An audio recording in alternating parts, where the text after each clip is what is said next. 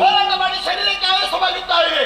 ಅಷ್ಟರವರೆಗೆ ಈತ ಜೊತೆ ಗಾಳಿ ನಡೆಸುವುದಕ್ಕಾಗಿ ನನ್ನ ಶರೀರವನ್ನ ಬ್ರಹ್ಮಿ ವಾರಾಹಿ ವೈಷ್ಣವಿ ಇಂದ್ರಾಣಿ ಚಾಮುಂಡಿ ಮಹೇಶ್ವರ ಸಪ್ತ ಮಾತುಗಳನ್ನ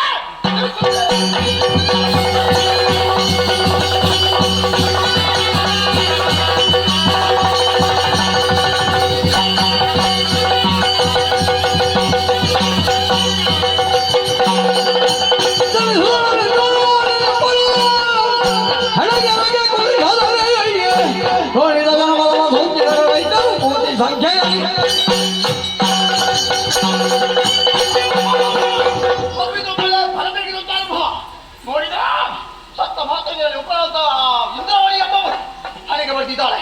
ಸುರಿತಾಳಿದ ರಕ್ತ ಸುರಿಯುವ ರಕ್ತವನ್ನು ಗಟ್ಟಿಯಾಗಿದೆ. ನಮ್ಮದೇ ಮನವಿದೆ. ಒಂದು ಬೀಜ ರಕ್ತ ಧರಣೆ ಸುರಿಯುತ್ತಾದರೆ ನನ್ನಂತಿರುವಂತಹ ಬೀಜವಾಣಿಗಳು ಹುಟ್ಟುವುದಕ್ಕೆ ಸಾಧ್ಯವಿದೆ.